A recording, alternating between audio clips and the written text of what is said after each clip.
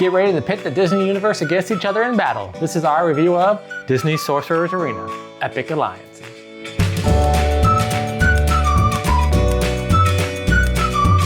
Disney Sorcerer's Arena is an area movement card combat game where the classic Disney characters battle each other. And I always wondered who would win, Mickey or Aladdin. I'm a huge Disney fan, so any game that has Disney characters scores points in my book. However, I found the battling mechanic kind of lacking. We'll tell you all about it after this quick how to play.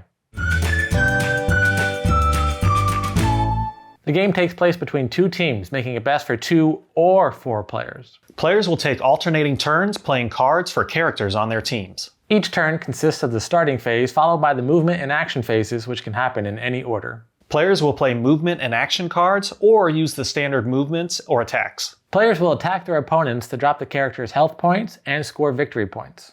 The characters also have their own special abilities, and there are possible upgrades during gameplay. The game ends at the end of any round when any player scores their 20th victory point, or when any player needs to draw a card and they don't have any. The player with the most points wins. We were given a copy of Disney Sorcerer's Arena and Turning the Tide expansion from the OP game so that we could do this review video. If you'd like to find out more information or buy it, check out the link in our description below. And if you haven't already, please hit that subscribe button to help our channel out.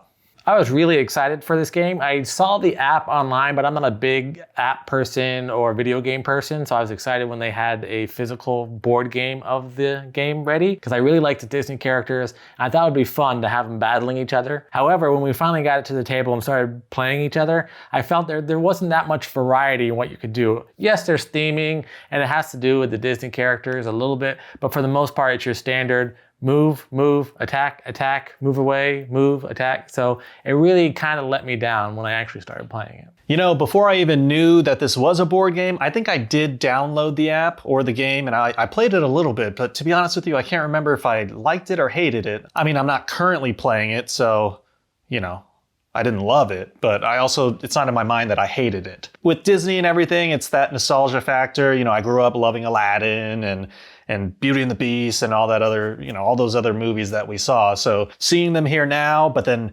battling, I was like, all right, this is kind of cool. It reminded me of Villainous, right? Because you have your old Disney scenes and, you know, certain references to the movies that you can remember and you're like, okay, yeah, I remember that. It's kind of fun. I didn't want to compare it too much to Villainous because they're both very different games. Villainous is more of a solitaire game where you're kind of doing your own thing, and yeah, you can use the hero cards to attack the other players, but for the most part, it's your own little thing. This is much more of a head-to-head battle. And one thing I like about Villainous is that you can kind of get the whole story of the movie with the cards, because what's going on, even if it's not 100% exact, still kind of has some basis in the movie. And they try to adapt the characters' gameplay for the different characters and the movie that they have. Whereas this one, I feel like Disney characters in a battling game rather than a Disney game that has battling. So they're all doing the same basic thing. And you know, they all have their own abilities, but all the abilities are just a variation on the same type of thing. So if you look at the Mickey card, his magic is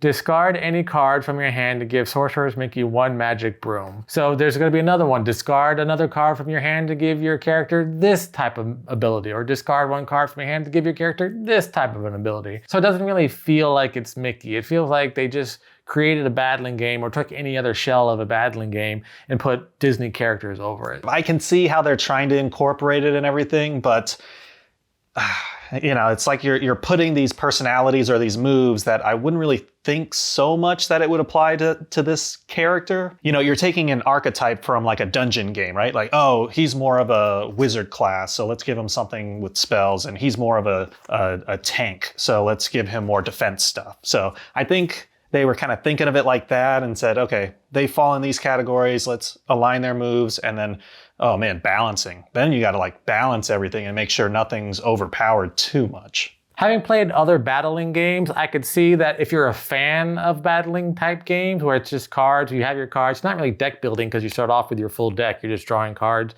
and then kind of hand management, playing which cards when you want to play them, either a movement card or the action card. And you're battling each other. It's very good in that type of game. However, if you're just strictly a Disney fan trying to play a game with Disney characters, I don't think that you'll like this. But if you like battling games, I do think that they do a good job with the mechanics of that type of game. I just didn't really feel like the blending of the two made it worthwhile as a Disney fan. As a battling fan, it's a great game.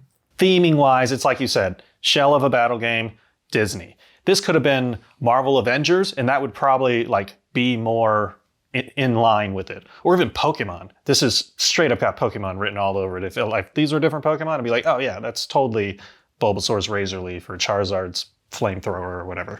It being a battling game, it has the same kind of issues with mechanics that I'm not really a big fan of. They're not really issues, they're just mechanics that I'm not a big fan of. A lot of the characters have good powers and they have pretty even decks, but at the same time, if you're still not drawing the cards that you need when you need them, you could fall behind. Even if you're a great player at this game, if the cards in your hand aren't giving you what you need to be able to accomplish or to defeat your opponent, then you're gonna lose and you're not gonna feel great about it, and it was out of your control. So that's one thing. It's a standard thing in any kind of battling game with these mechanics, but it's just something I don't like in any of them, so it also gets points taken off with this one. You know, you've got your acrylic standees, but the standees themselves are kind of notched. And so, you know, whether you're red team or blue team, you put these on here and these kind of keep track of your hit points and everything. So I thought that was kind of cool that that's a way that you can keep track of that character. It's like, okay, he's got 3 hit points left, or he's got 1 hit point left. I definitely like how they did that. Now, I mentioned this in another video that a lot of publishers are using these acrylic standees now, and I thought that they were awesome when I first saw them. I looked at them, but when I got my hands on them and started playing with them a lot, I just feel like they're not great quality when you've got to put the plastic into the other piece. With cardboard, you can put it in and there's a little bit of give so it won't crack, but I've cracked a lot of these on this game. Like, for example, like, oh, I'm about to break one right now. But on the Stitch one, you can see it's already broken here from putting it in. I just feel like they're real fragile, especially the base parts of them. I'm sure that the op would replace them, but at the same time, I don't think that you want to have to keep dealing with all the broken pieces. We also got the Sorcerer's Arena Turning the Tide expansion, which has 3 water characters. So it has Stitch, it has Moana, and it has Davy Jones. And it's just more characters, so they have their own character cards, and then they have their cards that you play with. But other than that, it's nothing too different. It's just more of the game. It's not a total huge change to the game. So just more characters. Yeah, that Davy Jones one, that threw me off when I first saw it. I was like, what? I was like, oh yeah, it is Disney.